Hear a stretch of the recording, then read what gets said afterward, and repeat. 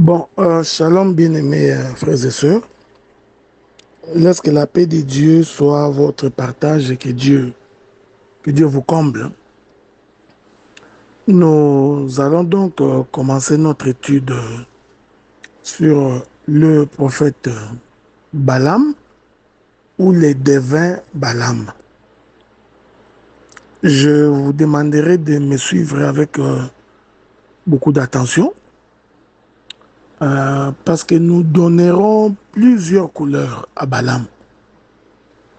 Ok, nous donnerons véritablement plusieurs couleurs à Balaam. Donc, il est possible que ce que je vais devoir dire risque d'être pour beaucoup d'entre nous la première fois d'écouter cette marche, d'écouter cette manière d'aborder les Écritures en ce qui concerne Balaam. La Bible dit que lorsque les enfants disent, je suis dans Nombre chapitre 22, à partir du premier verset nous descendons, donc Nombre chapitre 22, la Bible dit que lorsque les enfants d'Israël sont sortis de l'Égypte, après être sortis de l'Égypte, ils vont donc traverser le Jourdain. Parce que la Bible dit qu'ils étaient au-delà du Jourdain. Ils campèrent au-delà du Jourdain, c'est-à-dire qu'ils avaient déjà traversé le Jourdain. Maintenant, ils vont camper vis-à-vis de Jéricho. C'est-à-dire que en bas, donc derrière eux, ils avaient laissé le Jourdain. Et de l'autre côté, en face d'eux, nous avions la ville de Jéricho. Alors, commençons par faire une bonne analyse de ces textes-là. Commençons par expliquer qu'est-ce que c'est être au-delà du Jourdain. Or, pour être au-delà du Jourdain, il faut donc avoir traversé le Jourdain. Je vais le répéter encore une première fois et une deuxième fois. C'est-à-dire que les enfants d'Israël ont d'abord traversé le Jourdain et que de l'autre côté, il y avait donc Jéricho. Ils vont donc camper vis-à-vis de Jéricho. Disons ça autrement, c'est-à-dire que les enfants d'Israël étaient à cheval entre le Jourdain et la ville de Jéricho. Précisons, donc, les enfants d'Israël se trouvaient donc dans une position intermédiaire, une position du milieu. Et cette position intermédiaire est donc entre le Jourdain et la ville de Jéricho. Je voudrais que vous reteniez cela parce que c'est autour de cela que nous allons naviguer probablement vers les eaux profondes aujourd'hui.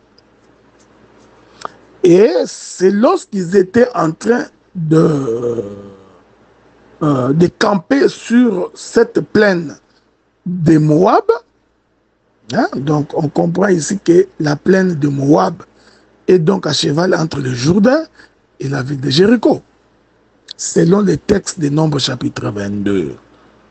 Ainsi, lorsqu'ils étaient en train de camper sur cette plaine-là, alors Balak, le roi de Moab, les ayant vus, va donc envoyer ses émissaires pour aller chercher Balaam, afin que Balaam puisse venir et maudire les enfants d'Israël. Ok? Donc ceci est très important.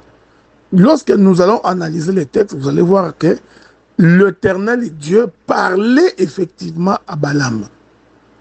Je crois que dans ma démonstration, je vous ferai voir que même si les livres de Josué appellent Balaam un devin, il faut faire très attention.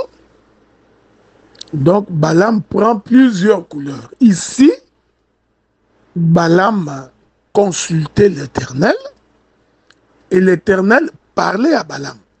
Ok? Ça, on ne peut pas nier parce que les textes les disent aussi clairement. Ainsi, nous comprenons, donc ça va être mon intervention d'aujourd'hui parce que je parlerai probablement pendant une semaine parce que les textes où le thème à exploiter, il est grand, il a beaucoup de ramifications. Nous expliquons qu'il fallait d'abord traverser les Jourdains. Maintenant, qu'est-ce que c'est traverser les Jourdains? Hein? Il faut d'abord commencer par là. Qu'est-ce que nous entendons par traverser les Jourdains? C'est pourquoi je prends le prophète Jean-Baptiste. La Bible dit qu'en ces jours-là, Jean-Baptiste vient dans le fleuve ou vient dans le Jourdain pour baptiser. Et pendant qu'il était en train de baptiser, il va donc dire, répentez-vous, soyez donc baptisés et produisez le fruit digne de la repentance. Et la Bible dit qu'en ce jour-là, beaucoup des enfants d'Israël venaient pour se faire baptiser. Que la paix de Dieu soit avec vous. Ok? Donc, le Jourdain va donc symboliser le baptême. Le Jourdain va donc symboliser la conversion. Le Jourdain va donc symboliser la repentance. Que Dieu vous bénisse. Je voudrais que vous sachiez que ici, je ne fais pas une étude du fait qu'Israël est sorti de l'Égypte vers Canaan en traversant par le Jourdain. Non. Parce que si je prends ça de cette manière, le fleuve Jourdain va avoir une autre connotation. Il va avoir une autre coloration. Voilà pourquoi, dans ma démarche, j'exclus d'abord la mer Rouge. Je suis spécialement sur la traversée du Jourdain. Ok? Il faut retenir ça. Parce que si je prends de la mer Rouge au Jourdain, il y a donc deux traversées. Je peux expliquer autre chose. Je peux donner un autre enseignement. Hein? Je peux expliquer que la traversée de la mer Rouge, qui est aussi un baptême, va symboliser le fait que nous avions quitté l'Égypte. Nous avions quitté le monde. Ok? Ceci est très important. Nous allons donc marcher dans le désert. Le désert va donc représenter notre pèlerinage sur la terre. Et que la traversée du Jourdain va donc être le signe de l'enlèvement. Ok? Donc, c'est ce que Jésus a dit à Nicodème. Pour hériter le royaume des cieux, il faut naître de nouveau. Donc, cela veut dire qu'il y a une première naissance. Ensuite, il y a une deuxième naissance. Et la première naissance, c'est justement la traversée de la mer Rouge. Et la deuxième naissance, c'est la traversée du Jourdain. Ramenons ces choses aujourd'hui dans notre vie de chaque jour. La première traversée, c'est-à-dire la première naissance, c'est lorsque nous naissons par la parole. C'est-à-dire nous abandonnons la vie du péché, nous abandonnons l'Égypte, nous abandonnons Pharaon. C'est ça la première naissance. Et cette première naissance nous amène sur les chemins du désert. Et ensuite, nous avons la deuxième naissance qui est en fait le baptême du Saint-Esprit. Ça, c'est la traversée du Jourdain. Parce que sans le Saint-Esprit, tu ne peux pas hériter le royaume. Ok? Donc, si je prends cette manière de marcher, je présenterai donc les choses telles que je viens de vous les décrire. Mais malheureusement, aujourd'hui, je commence par la traversée du Jourdain seulement. Et cette traversée du Jourdain est aussi considérée comme étant le baptême. Il est considéré comme étant la conversion. Il est considéré comme étant la repentance. Voyez-vous? Pourquoi j'ai dit cela? Parce que l'Écriture dit qu'en ces jours-là, le Seigneur Jésus-Christ venait pour se faire baptiser. Et Jean-Baptiste dira, je ne peux pas te baptiser, c'est moi plutôt qui a besoin d'être baptisé par toi. Jésus-Christ répond, faisons ce qui est juste. Que la paix de Dieu soit avec vous. Que le Seigneur vous bénisse. Ok, nous continuons. Je disais donc que le Jourdain est l'image du baptême. Essayons de dire cela autrement. Le Jourdain, c'est le lieu de la mort. Ok? Le Jourdain est le lieu de la mort. Parce que par le baptême, le frère Paul dit, nous mourrons en Jésus. Ok? Donc, le baptême symbolise les lieux de la mort. Alors, souffrez que je puisse apporter une autre précision des Écritures. Cela veut dire que le Jourdain représente aussi la croix de Golgotha. Que Dieu vous bénisse. Hein? Donc, je répète ça. C'est-à-dire que le Jourdain représente la croix de Golgotha.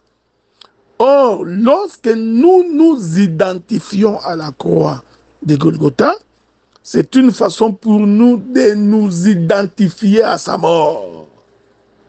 Parce qu'en réalité, sur la croix, le Seigneur a crucifié le péché. Sur la croix, le Seigneur a cloué l'acte qui nous condamnait. Or, nous étions condamnés par la loi du péché. Est-ce que vous comprenez cela? Donc, cette traversée des Jourdain, je l'ai dit pourquoi? Parce que la Bible dit que Israël campait au-delà du Jourdain, c'est-à-dire qu'il avait traversé le Jourdain. C'est une façon de dire qu'il est passé par la mort. Essayons d'actualiser cette prophétie de l'Écriture aujourd'hui pour tous les bien-aimés frères et sœurs qui nous suivent ou qui auront l'opportunité de nous suivre. Nous disons ceci, c'est-à-dire pour hériter les royaumes des cieux. En d'autres termes, pour entrer dans Jéricho, parce que j'expliquerai Jéricho dans les jours qui suivent, pour entrer dans Jéricho, il faut d'abord traverser le Jourdain.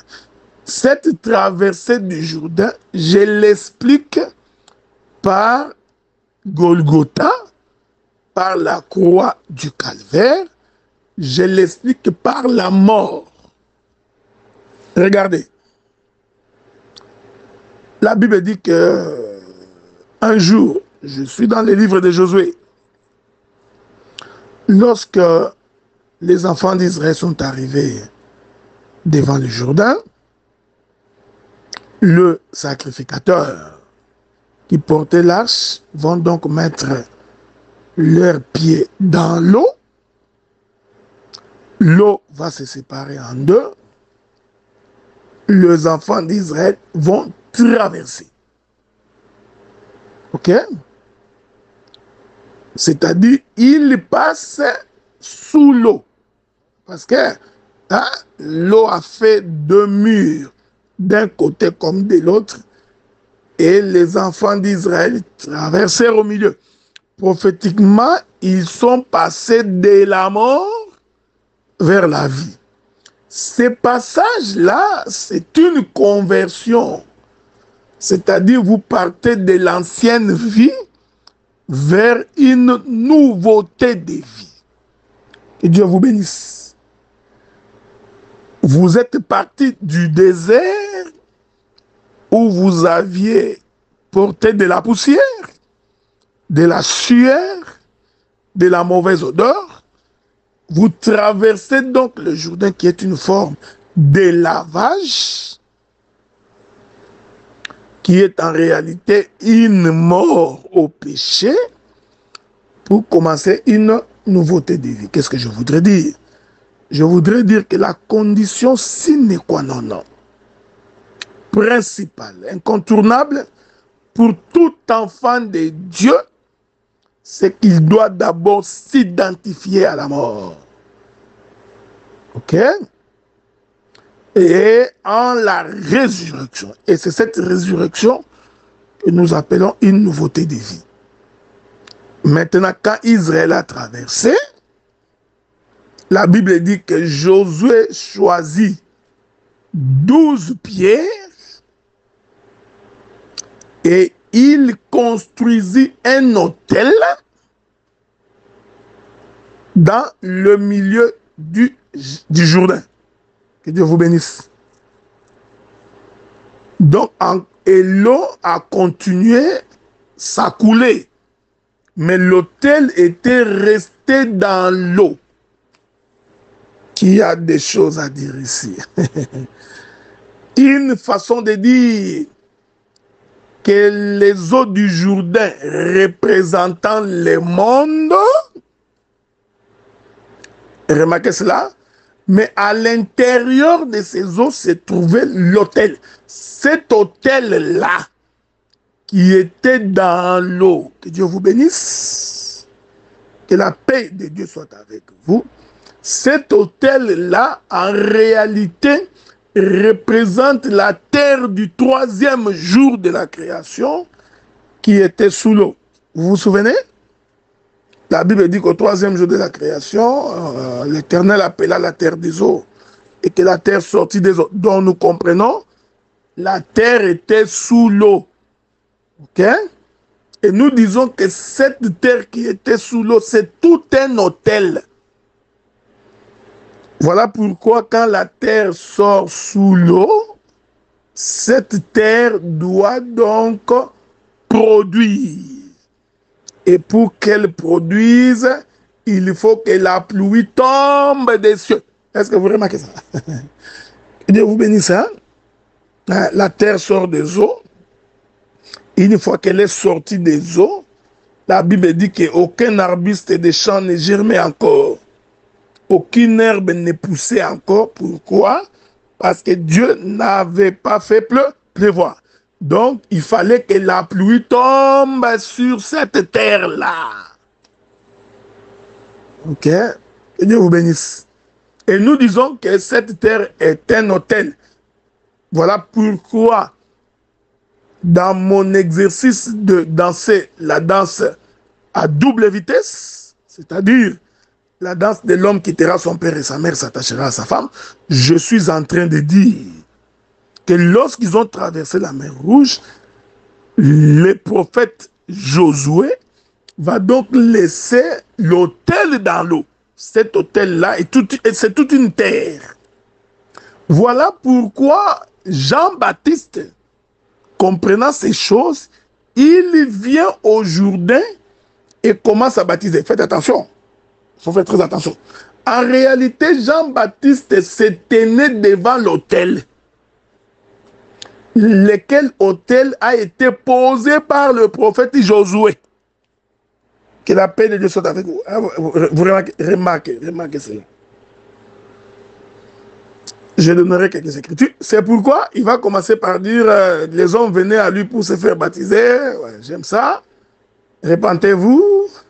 Produisez donc le fruit digne de la repentance. Il se pose un sérieux problème parce que personne ne peut se convertir et personne ne peut se repentir si premièrement Christ n'est pas mort et ressuscité. C'est pourquoi la Bible dit le Seigneur qui est mort et ressuscité, c'est en son nom que nous prêchons la repentance et le pardon du péché. Donc il se pose un sérieux problème. Toutes les personnes qui venaient se faire baptiser avant Jésus, en réalité ne pouvaient pas se repentir jusqu'à ce que la véritable offrande puisse arriver. J'aime ça. Maintenant, regardez, lorsque le Seigneur Jésus-Christ s'approche, Jean-Baptiste les regardant va dire, voici l'agneau de Dieu qui ôte le péché du monde. Ah, il disait en d'autres termes, voici l'animal de sacrifice. Que Dieu vous bénisse. Donc Jean-Baptiste confirmait en réalité qu'il était devant l'autel. Ok? Cet autel-là avait besoin de l'animal de sacrifice. Je voudrais le dire autrement. Cet autel-là, en réalité, représentait la croix. Il fallait donc prendre l'animal de sacrifice et poser cet animal sur la croix. Que la paix de Dieu soit avec vous, ok? Je suis toujours en train d'expliquer d'abord la traversée du Jourdain. Si Dieu nous prête vie demain, nous expliquerons qu'est-ce que c'est être sur la plaine de Moab. Et le lendemain, nous pourrons expliquer c'est quoi Jéricho. Ok? Toutes les réponses sont dans la Bible. Quand nous prêchons comme ça, c'est pour que vous soyez instruits dans la précision de l'Écriture. Que le Seigneur vous bénisse, que Dieu vous garde. Il faut de temps en temps nous recommander entre les mains de Dieu et que le Seigneur Dieu ne puisse pas nous abandonner parce que nous avons fortement besoin de son assistance et de son soutien. Que Dieu nous donne la force et la santé pour le servir. Tel est mon vœu le plus ardent vis-à-vis de ce créateur incréé, de cette source de lumière inaccessible qui est notre Seigneur Jésus-Christ. Observez. Observez, observez, ça se très bien. Donc, quand Jésus vient donc pour se faire baptiser. Mais regardez la manière dont Jean-Baptiste le présente.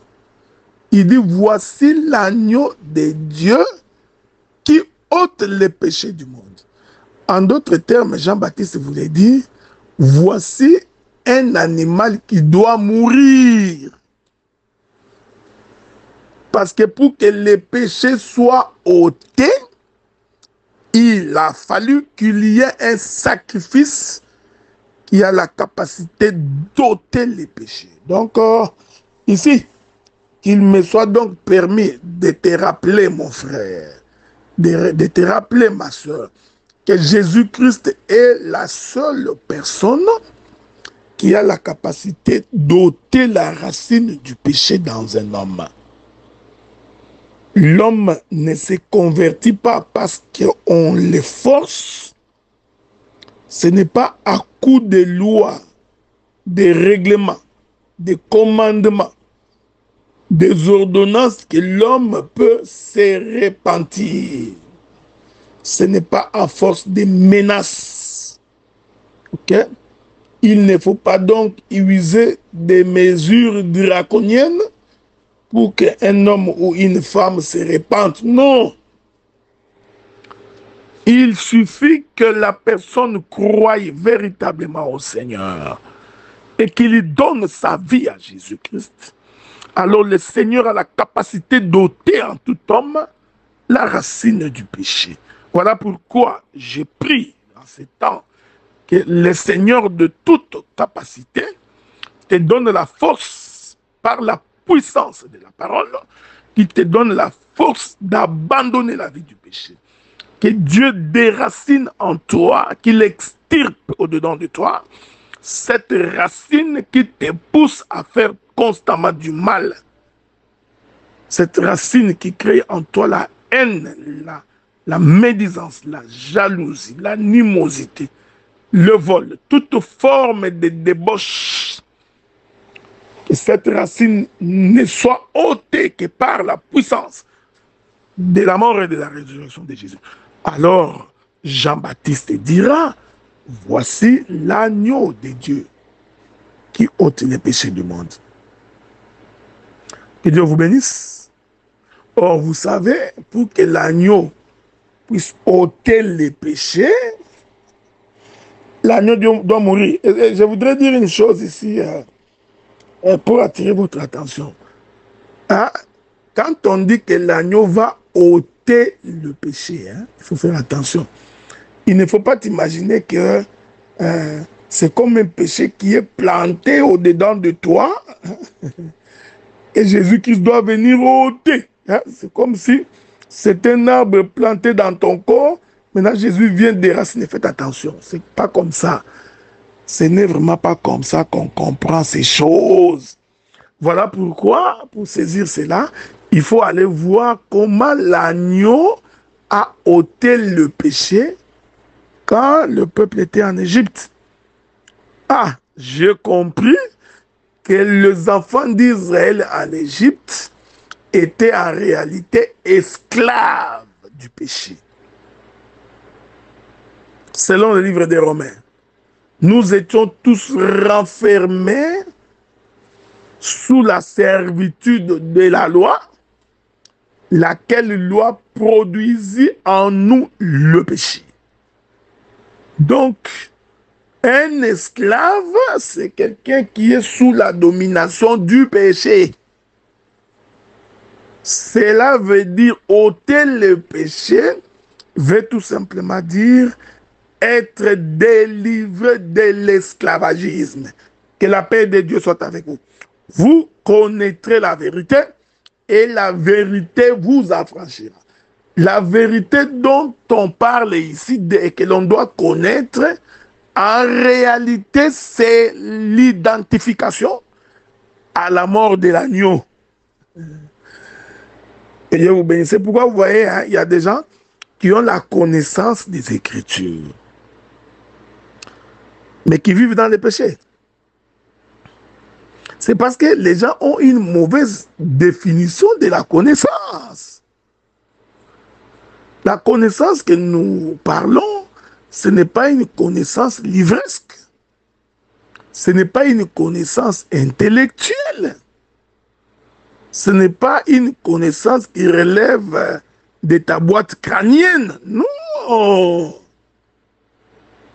La vérité qui affranchit, ce n'est pas ouvrir les livres de la Bible et commencer à expliquer de Genèse en Apocalypse et tu dis que c'est cette connaissance-là qui affranchit. Non.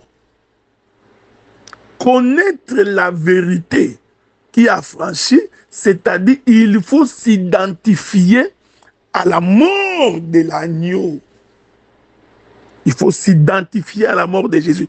Quand vous vous identifiez à la mort de Jésus, vous quittez donc de l'esclavagisme vers la liberté de l'esprit. Et ce passage-là, c'est ce qu'on dit ôter le péché.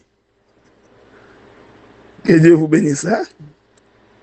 Maintenant, quand Jean-Baptiste est en train de dire « Voici l'agneau de Dieu qui ôte le péché du monde », Jean-Baptiste était donc devant l'autel. Et comme il était devant l'autel, il fallait donc que l'agneau de sacrifice puisse monter sur l'autel. Or, je vous avais dit tantôt ici que le baptême en réalité veut dire la mort. Ah, donc, nous comprenons que la mort de Jésus, non, pardon, suivez. Nous voulons dire que nous comprenons que le baptême de Jésus ne représentait rien d'autre que l'identification à sa mort et à sa résurrection. Vous savez, lorsque Jésus arrive devant Jean-Baptiste et que Jean-Baptiste dit non, c'est plutôt toi qui dois me baptiser. Jésus lui dit non, faisons ce qui est juste. Qu'est-ce qui est juste? C'est que le Seigneur Jésus-Christ devrait mourir à la place de tout le monde. Ah, vous voyez? C'est ça ce qui était juste. C'est ça la pensée de l'Écriture. Ce qui est juste, c'est qu'il faudrait que moi, Jésus-Christ, que je monte moi d'abord sur l'autel. Donc ici, nous comprenons que Jean-Baptiste qui baptisait ici, en réalité, c'était tout un sacrificateur. Et le baptême de Jésus, c'est l'agneau égorgé. c'est l'animal tué et dont on fait monter le corps sur l'autel pour être consumé. Voilà pourquoi qu'il me soit donc permis, à la lumière des Écritures, pour dire que le Jourdain, en réalité, c'était la montagne de Golgotha. Pourquoi? Parce que l'agneau est véritablement allé mourir sur la montagne de Golgotha. C'est ce qu'il avait dit à Pierre, hein, quand il dit à Pierre, arrière de moi, Satan. Parce que Pierre ne voulait pas que Jésus puisse mourir. Ce qui était contraire à la prophétie de l'Écriture, parce qu'il faut que l'agneau de Dieu meure en premier pour que les péchés soient ôtés. Ok? Bon, disons, ajoutons un élément. Cela veut dire que toutes les personnes qui se sont fait baptiser avant Jésus, toutes ces personnes-là, en réalité, représentaient tout un sacerdoce. Ils représentaient les sacerdoces de la loi qui ne ôtaient pas les péchés, mais qui couvraient les péchés. Avez-vous remarqué ça? Vous voyez ces choses? Je vais répéter ça. Je vais répéter ça. Il y a eu des gens qui se sont fait baptiser avant Jésus. Ok? Et Jésus est venu se faire baptiser après parce qu'il était le sacrifice. Il était l'agneau qui ôte les péchés du monde. Que la paix de Dieu soit avec vous. Nous continuons. Hein? Nous sommes donc dans le livre de Luc chapitre 3, à partir du verset 16 et 17. Ces deux versets-là, même quand vous descendez, vont attester que les gens venaient se faire baptiser. Ok? Il y a plusieurs écritures qui confirment que, avant Jésus, les gens se sont fait baptiser. Que Dieu vous bénisse. Je voudrais donc dire que les différents baptêmes qui se sont donnés avant Jésus-Christ, parce qu'il y en avait plusieurs, ces différents baptêmes représentent les sacerdoces de Moïse, en d'autres termes, représentent la mort des animaux. Parce que les sacerdoces de Moïse, selon le livre des Hébreux, il y avait des animaux qui étaient offerts, et cette multitude des animaux offerts ne calmait pas la colère de Dieu, ne n'ôtait pas le péché. La Bible dit bien au contraire, ça couvrait le péché. Voyez-vous? C'est la raison pour laquelle plusieurs personnes se sont fait baptiser avant le Seigneur Jésus-Christ. Je voudrais dire que jusqu'à ce que Jésus vienne se présenter, sa présence va donc marquer la fin du temps de la loi. Ok?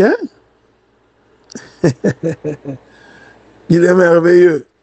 Donc, tous les autres baptêmes qui se sont passés avant représentaient le temps de la loi, c'est-à-dire le temps où le sacrificateur entrait, sacrifiait plusieurs fois hein, dans le temple, jusqu'à ce que Jésus vienne se présenter. Alors, quand Jésus vient se présenter, Jean-Baptiste dit, voici l'agneau de Dieu qui ôte les péchés du monde.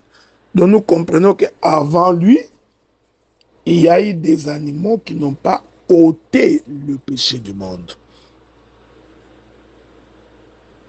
Que Dieu vous bénisse. Je suis en train d'expliquer la traversée du Jourdain. Pour que vous ne restiez pas un peu dans les firmaments, ce que je voudrais dire ici d'abord en termes évangéliques, dans un langage purement apostolique, nous voudrions dire que tout homme est appelé d'abord à traverser le Jourdain, c'est-à-dire à accepter de mourir en Jésus. Voilà pourquoi nous disons quand on croit au Seigneur, l'on doit accepter d'être baptisé. L'on doit accepter de mourir au péché par les eaux de baptême pour commencer une nouveauté de vie. Cette nouveauté de vie va donc commencer par la traversée de la plaine de Moab. Et c'est là-bas que Balaam va venir. Ok? Hein? Faites attention, hein? Il faut retenir ces choses-là. Donc, vous qui m'écoutez, vous qui me suivez, la parole que nous vous annonçons, l'évangile que nous vous proclamons, c'est pour que vous acceptiez par la mort de Jésus. Abandonnez la vie du péché. Abandonnez le paganisme. Abandonnez la vie de la débauche. La vie désordonnée. Que Dieu s'imprègne de vous. Que vous acceptiez de mourir au péché. Que je vous bénisse. Afin que vous commenciez une nouvelle vie. Et cela passe par le Jourdain. Ok? Bon, vous savez, je vous ai toujours dit que lorsque nous marchons dans les Écritures, pour que l'on sache que tu es un bon prédicateur, il faut que tu aies la capacité d'entrer dans le jardin et de pouvoir en sortir ou en sortir sans vous perdre. Remarquez, parce que vous savez qu'il y a les Jourdains dans les jardins. Examinons cela selon les Écritures. Vous savez, lorsque Dieu crée Adam, Adam a vécu un temps jusqu'à ce que le Seigneur, le regardant, va dire « Il n'est pas bon que l'homme soit seul. » Ok? Et la Bible dit « Il faut que je lui fasse une aide semblable. » Et pour concrétiser ce que Dieu voulait faire, la Bible dit que Dieu va donc frapper Adam d'un profond sommeil. En d'autres termes, Dieu va tuer Adam. Ce sont des choses que vous connaissez, non? Parce que la mort, c'est un sommeil. Hein? Selon le livre d'un Thessaloniciens, chapitre 4.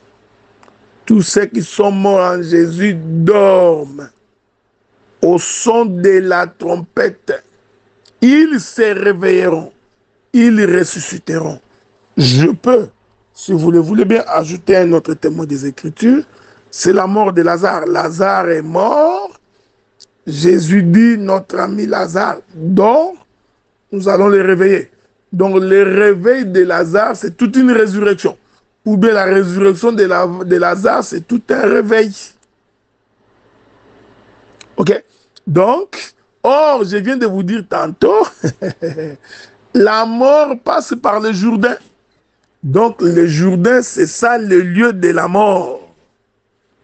Voyez-vous, c'est très très important ce que j'ai dit. Voilà pourquoi je confirme avec le Saint-Esprit que lorsque le Seigneur est en train de frapper Adam d'un profond sommeil, en réalité, le Seigneur vient de faire passer Adam dans le Jourdain. Ok? Cette mort d'Adam, c'est un passage dans le Jourdain. En d'autres termes, Adam est monté sur la croix. J'aime ça. Il est mort. Pour qu'en ressuscitant, qu'il devienne une nouvelle créature. Que la paix de Dieu soit avec vous. Ok? Voilà pourquoi lorsque Jésus-Christ sort des eaux du baptême, l'Écriture dit lorsqu'il sortit des eaux, le ciel s'ouvrit, le Saint-Esprit descendu sous forme d'une colombe sur lui. Cette chose-là, c'est justement ce qui arrive au troisième jour de la création, c'est-à-dire au troisième jour de la création, la terre sort donc des eaux qui est l'image de Jésus ressuscité, ou l'image de Jésus sorti du Jourdain. Et l'Écriture dit, alors, la pluie va donc tomber pour que la terre produise. La pluie va donc tomber pour que la terre donne de la verdure. Cette pluie-là, c'est ça la colombe qui descend sous forme du Saint-Esprit sur le corps de Jésus. Que la paix de Dieu soit avec vous. Que le Seigneur vous comble à ce sujet. Regardez bien, mes frères et sœurs. Donc, je voudrais dire, sur le plan évangélique et exhortationnel, que tout homme qui vient au Seigneur doit d'abord accepter de mourir au péché. Il doit d'abord accepter de passer par les eaux du baptême.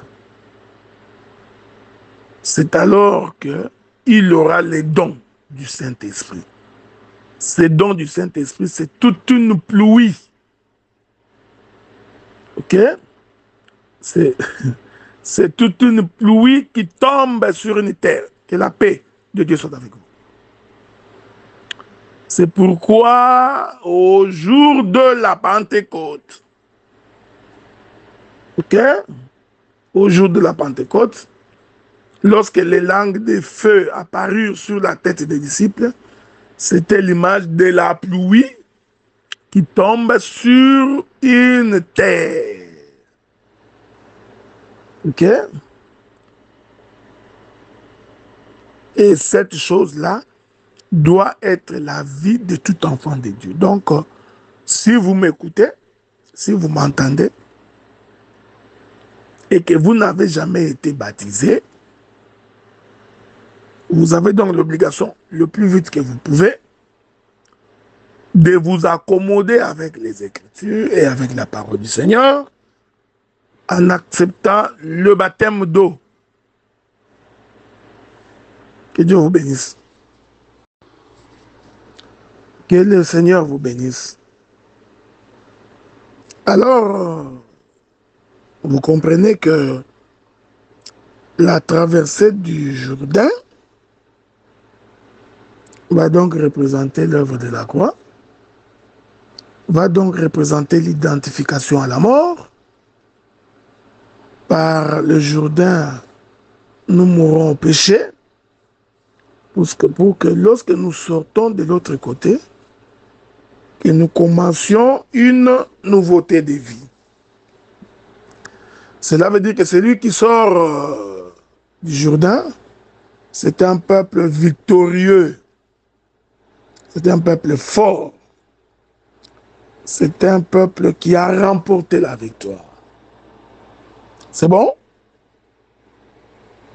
Parce que c'est ce que Balaam va voir. Hein? Je reviendrai là-bas. Cela veut dire spirituellement, hein, mes bien-aimés frères et sœurs, celui qui vit en nouveauté de vie, c'est quelqu'un qui fait peur au monde des ténèbres. Celui qui vit en nouveauté de vie, c'est un homme sur qui le diable ne peut pas mettre la main. C'est un homme sur qui le diable ne peut pas jouer avec. C'est un homme puissant et un homme fort. Voilà pourquoi, pour que ta prière de combat soit une prière forte, il faut d'abord vous rassurer ou te rassurer que tu t'identifies à la mort et à la résurrection de Jésus. Parce que ce qui se passe dans le livre des Nombres, chapitre 22, n'est que la répétition de la marche dans le désert. Car Dieu ramène ce qui a déjà été fait. Dieu répète en parlant de plusieurs manières sur un sujet, mais des fois, nous ne prenons pas garde. Observez et regardez. Israël sort de l'Égypte. Ici, la traversée de la mer Rouge, c'est aussi une forme de baptême. C'est comme ça qu'il va traverser tous les déserts en étant un homme, en étant un peuple puissant, un peuple fort. Aucun ennemi n'a résisté devant Israël pendant qu'il faisait sa marche vers Canaan. Ce que je voudrais te dire, mon bien-aimé frères et sœurs, lorsque tu t'es converti au Seigneur, lorsque tu t'identifies à la mort et à la résurrection de Jésus, tu deviens un homme fort, puissant, et le prince du monde des ténèbres ne peut pas résister contre toi. Alors, il traverse le Jourdain. J'ai expliqué que c'est une résurrection, c'est un baptême, c'est une nouveauté de vie. Et remarquez, en traversant le Jourdain, qu'est-ce qui arrive? Ils vont donc se retrouver dans la plaine de Moab, avant Jéricho, parce qu'ils étaient vis-à-vis de Jéricho.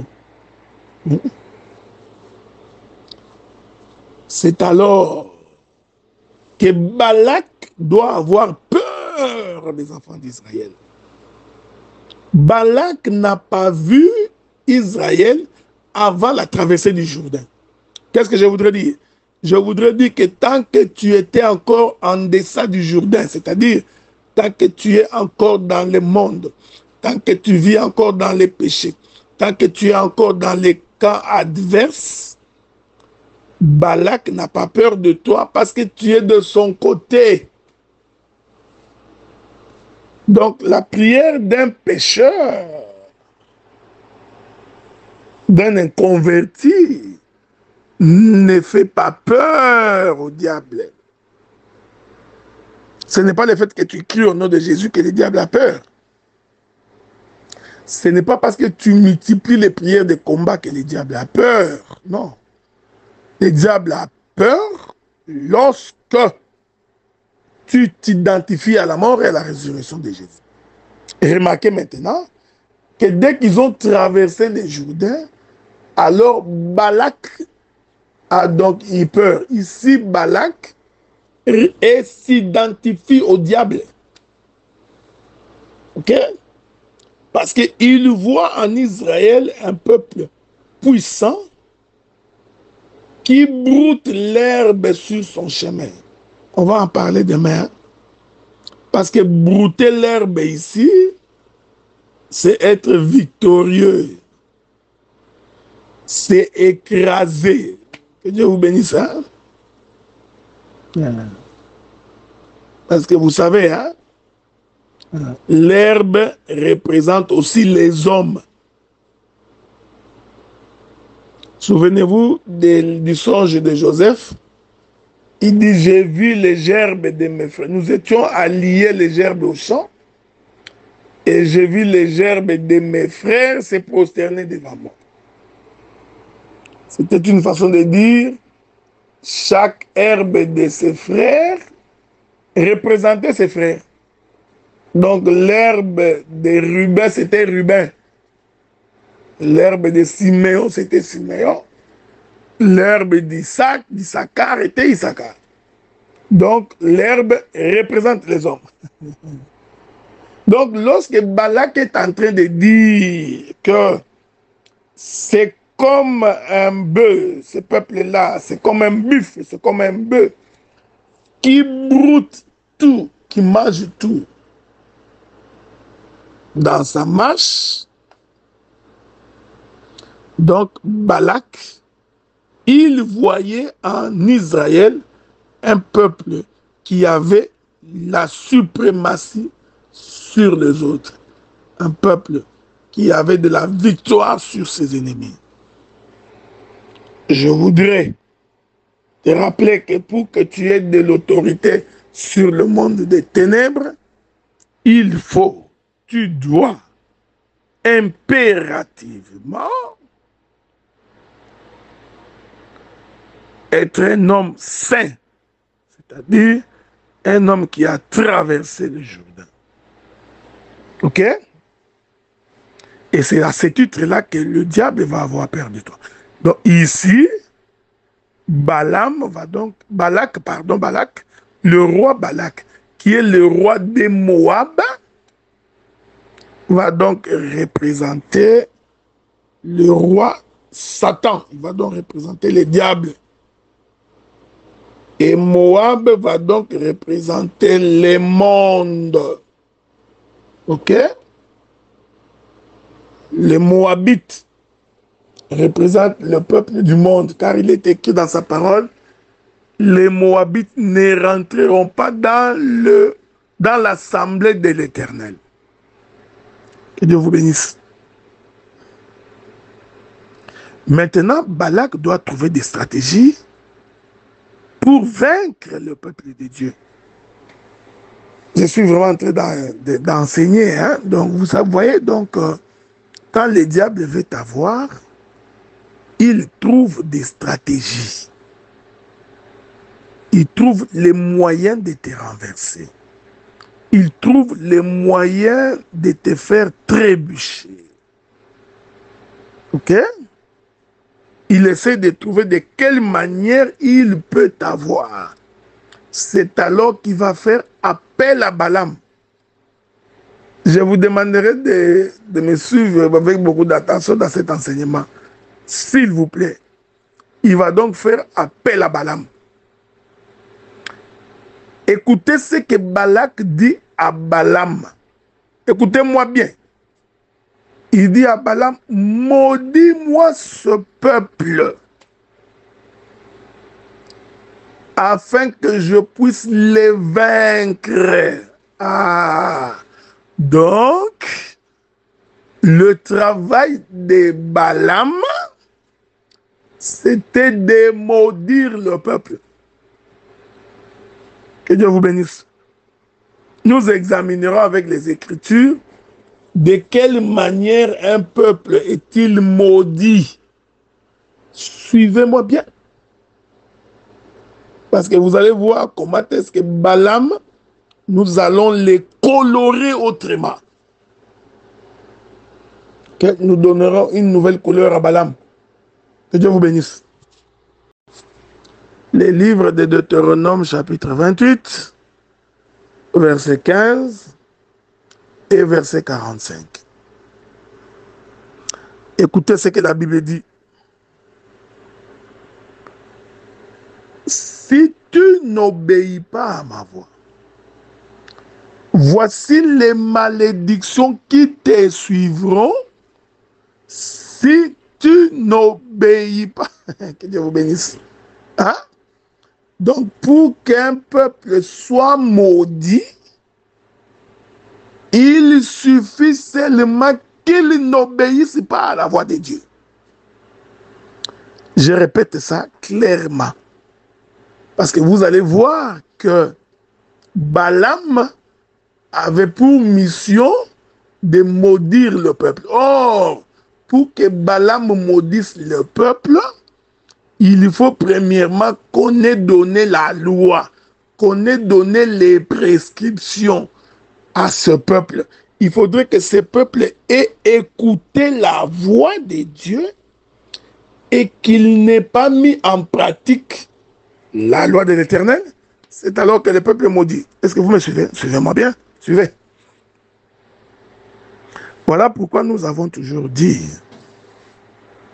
celui qui n'obéit pas à la voix de Dieu, il n'a pas besoin qu'on lui dise que tu es maudit. Non. Le simple fait de ne pas obéir à la voix de Dieu, tu es maudit. Vous comprenez ça? Le simple fait que vous n'observez pas les prescriptions de Dieu, cela veut dire que vous êtes maudit. Donc, nous comprenons que lorsque Balak disait à Balaam de maudire le peuple, Balak voulait dire à Balaam, viens donc donner la loi, les recommandations et les prescriptions à ce peuple, afin que ce peuple n'obéisse pas à cela pour qu'il soit maudit. Soyez en paix, hein, parce que je vais le démontrer clairement. Parce que vous allez voir comment Balaam est un serviteur de Dieu. Parce que l'Éternel apparaissait à Balaam. Ok? Ici, je suis d'abord dans Nombre chapitre 2. Quand bien même que je sais que Josué appelle Balaam un devin. Mais n'oubliez pas, il ne faut pas oublier que je prendrai plusieurs aspects sur Balaam. Ok? Parce que Balaam, ce n'était pas un prophète qui était sorti d'Israël. C'était un prophète qui était sorti des nations, de Moabit. C'est pourquoi dans l'exhortation, nous avons toujours dit, n'ayez pas la prétention de croire qu'il n'y a que vous qui avez la connaissance de Dieu. C'est une prétention très dangereuse que de dire qu'en dehors de nous, il n'y a que nous qui avons la connaissance du véritable Dieu. Tous les autres là, ils ne servent à rien. Des fois, les gens utilisent un langage dédaignant, du genre, tous les autres là, ce sont les bituluku. Donc, une façon de dire que c'est la foule. Il n'y a que nous qui avons Dieu. Faites attention. Parce que Balaam était un prophète qui parlait avec Dieu. Et ce prophète-là est sorti des Moabites. C'est pourquoi un jour, les disciples ont trouvé Jésus, ont trouvé des hommes qui parlaient au nom de Jésus. Hein, parce qu'eux pensaient qu'il n'y avait que eux qui avaient la connaissance de Jésus. Alors Jésus va leur dire non. Si ces gens-là parlent comme nous, ils agissent comme nous, ils font comme nous, ceux qui sont comme nous, ceux qui sont de nôtres, il ne faut pas les combattre. Ok? Des fois, il faut éviter la prétention de croire qu'il n'y a que vous qui avez le monopole de ces dieux. Parce que Dieu risque de vous surprendre et de vous surprendre énormément. Donc, Balak, en disant à Balaam de maudire le peuple, il voulait dire implicitement que l'on donne la loi à ce peuple, je suis dans la révélation, et que ce peuple n'obéisse pas afin qu'il soit maudit. C'est-à-dire que pour que la malédiction atteigne quelqu'un dans sa vie, il suffit de ne pas obéir à la voix de Dieu. Voilà pourquoi j'ai toujours dit, faites attention, lorsque vous transgressez la loi de Dieu, en réalité, en transgressant la loi de Dieu, vous vous attirez la malédiction. Ok? Vous vous attirez des troubles. C'est une façon de dire, vous venez de lever la digue pour que les eaux de l'extérieur entrent dans la ville. Donc, chaque fois que nous péchons contre le Seigneur, chaque fois que nous nous détournons de la voie de Dieu, chaque fois que nous nous entêtons pour ne pas servir Dieu, en réalité, la malédiction nous poursuit et elle nous atteindra. Que Dieu vous bénisse. Je finis par ici. Or, pour que le peuple n'obéisse pas à la voix de Dieu, il faut que Dieu ait parlé. C'est-à-dire que si Dieu ne donne pas les commandements, Si Dieu ne donne pas les prescriptions, si Dieu ne donne pas les ordonnances, il est impensable que nous parlions de la malédiction. Il est donc impensable que nous parlions de la transgression de la loi. Donc, la loi doit précéder sa transgression pour que la malédiction soit effective. Donc, Balaam qui venait pour maudire le peuple, en réalité, il était le porteur de la loi de Dieu. C'est pourquoi, quand Balak a envoyé ses émissaires, vous allez constater que Balaam avait refusé de partir. Jusqu'à ce que l'Éternel lui est apparu, et c'est l'Éternel qui l'a envoyé. Ok? Nous reviendrons pour expliquer comment, par 3 reprises, Balaam a frappé l'âne ou son ânesse à 3 reprises. Ok? Nous en parlerons. Vous allez voir que c'est la loi. Ok? Que Dieu vous bénisse. Donc, je voulais dire ceci. Je voudrais dire ceci. Donc, maudire Israël voulait tout simplement dire donner-leur la loi. C'est pourquoi nous disons que quand tu prêches l'évangile, il faut avoir des loupes. Parce que des fois, les écritures sont trop minces et trop petites. Alors, il faut des lunettes avec des loupes pour voir les caractères, les écritures en caractère gras. Pour aller découvrir qu'est-ce qu'il y a à l'intérieur. Que la paix de Dieu soit avec nous. Nous avons fini pour aujourd'hui. Nous venons de terminer pour aujourd'hui. Et Seigneur aidant, demain, nous continuerons pour parler pour expliquer cette notion de Balaam qui vient pour maudire le peuple. Ok? Ma prière est que Dieu vous comble. N'oubliez pas de faire mention de nous dans vos prières. C'était le vôtre, le docteur Adela, depuis l'Église de Dieu au Canada, précisément à Ottawa et à Montréal. Que Dieu vous bénisse.